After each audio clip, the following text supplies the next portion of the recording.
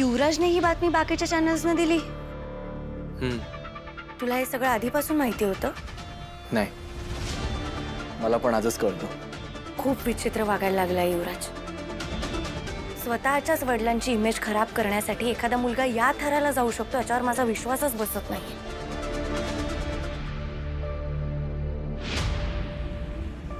पण तू आज बाबांसाठी जे केलंस त्याचं मला खूप कौतुक वाटतंय. तुझ्या मनात त्यांच्याबद्दल राग असताना सुद्धा तू त्यांची बाजू किती छान पद्धतीनं मांडली आहेस. पण काय फायदा? जिला या सगळ्या गोष्टींचं क्रेडिट मिळायला हवं तिला तर ती मिळालंच नाही ना. आपण हे सगळं क्रेडिटसाठी करतो का? इतर केसेसबद्दल म्हणणं नाहीये माझं, पण या गोष्टीसाठी ना मला जगाला ओढून ओढून सांगावं असं वाटतंय की दयानंद खांडेकरांना निर्दोष सिद्ध करण्यात ना सगळी मेहनत तुझी आहे. खरंच बॉस, सुरुवातीला मी पण तुझी साथ नाही दिली, पण तू एकटीने सगळे एफर्ट्स घेतले आणि एका निरपराध माणसाला शिक्षा होण्यापासून वाचवलंस. पण हे सगळं माझं कोणीतरी कौतुक करावं म्हणून मी केलेलंच नाहीये.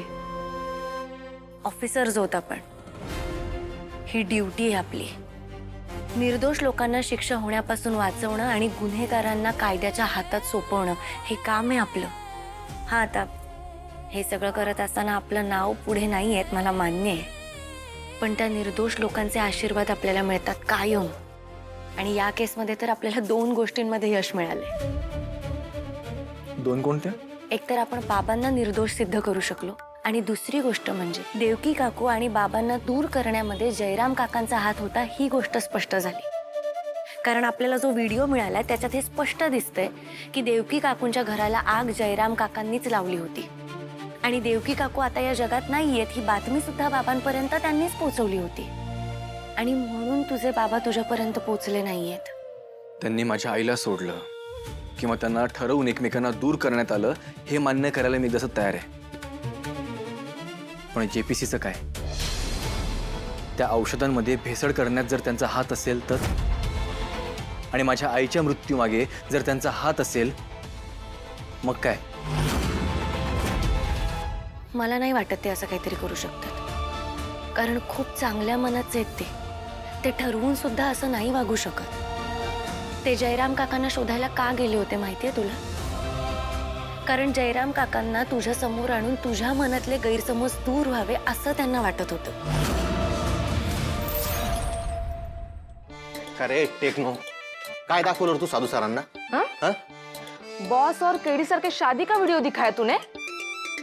आणि तो साधू सरांनी न चेक करता तसंच कोर्टात दिला असता तर काय झालं असतं कळतंय तुला? बॉस बोलण्याआधी आहे ना मीच तुला मारून टाकलं असतं. ऑनेस्ट मिस्टेक यार टीम, सॉरी ना. घ्या सॉरी.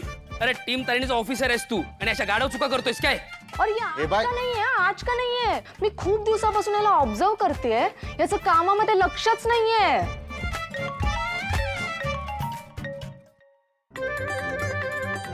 किसका फोन था? मित्राचा. खोटं बोलू नको. हे बघ टेक्नो, तुझ्या सगळ्या मित्रांना ओळखतो आम्ही आणि कोणाचं नाव एन पासून सुरू होत नाही. काय चाललंय रे तुझं नक्की? खरं खरं सांग सगळं. कमांडर, हा गुन्हेगार नक्कीच आपल्यापासून काहीतरी लपवतोय. याच्या डोक्यात नक्कीच काहीतरी शिस्त आहे. खरं सांग, खरं सांग. कुछ तो पकड़ा इसके दिमाग में.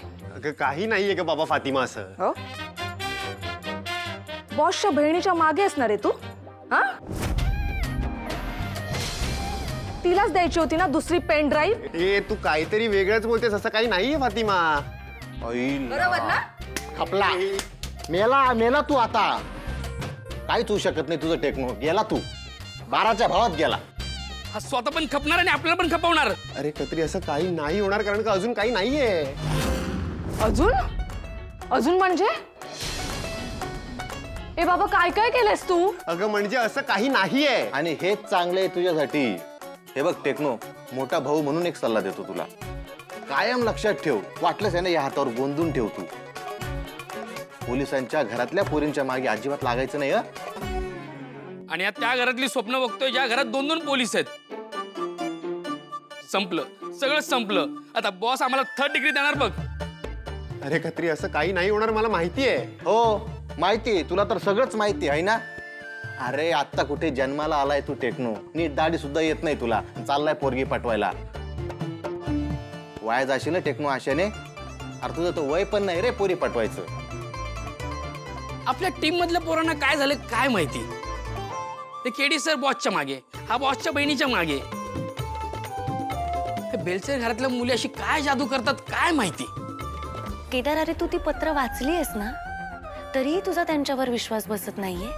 तुला माहितीये ते पोलीस कस्टडीमध्ये होते त्यावेळेस ते मला काय म्हणाले. त्यांना जन्मठेप होईल या गोष्टीची भीती वाटतच नव्हती. त्यांना या गोष्टीची भीती वाटत होती ना की त्यांच्या मुलाच्या मनात त्यांच्याबद्दल पुन्हा एक नवीन गैरसमज निर्माण होईल आणि जो दूर करणं खूप अवघड असेल. केदार, त्यांना फक्त तुझ्या तोंडून बाबा अशी हाक ऐकायची आहे. त्याच्यासाठी कान असूसलेत त्यांचे. बाकी त्यांना काहीच नको आहे रे. तू एकदा त्यांना बाबा अशी हाक मारू शकत नाही. अरे असं काही नाही होणार कत्री, मी सांगतो ना तुला. कामाकडे नाही, याचं नमाकडे लक्ष आहे. अगं बाबा हे नाही. बघ टेक्नो, तुला शेवटचं सांगते हा. बॉसला कळण्याआधी हे सगळं थांबव. अरे पण नाही असं काही. शाबास, मग कळलं ना तुला. हे सगळं सुरू करायच्या आधी थांबव. हे बघ टेक्नो, ड्युटी आणि फॅमिली कधी एकत्र करायची नसते. बॉस तर कधीच एकत्र करत नाहीत. कळलं ना तुला. हो अब उसका चक्कर छोड़ दे और काम पे ध्यान दे. हो हो हो. समजलं ना.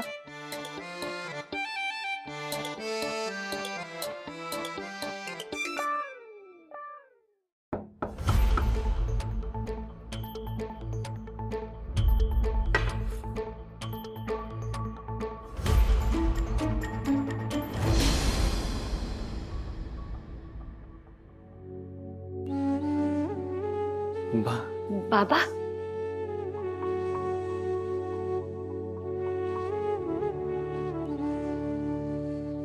बरं वाटलं तुम्ही घरी परत आलात हे बघून. बरं वाटलं. या ना, या आतमध्ये या.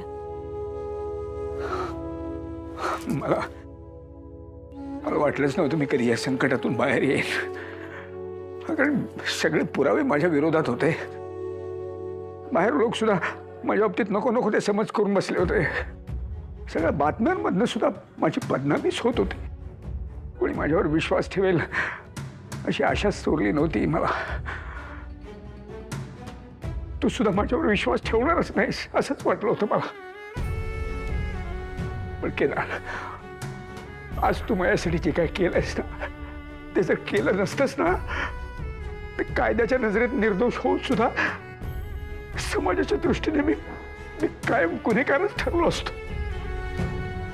घरातून बाहेर पडणं सुद्धा मुश्किल झालं असतं, माझं कठीण होऊन बसलं असतं. पण नाही रे बाळा, तू आज मला समजून घेतलास, सांभाळून घेतलास. एक आधार म्हणून या बापाच्या मागे खंबीरपणे उभा राहिलास तू. एवढंच नाही, एमिरेटच्या माध्यमातून ती सगळ्या जगासमोर आणलीस.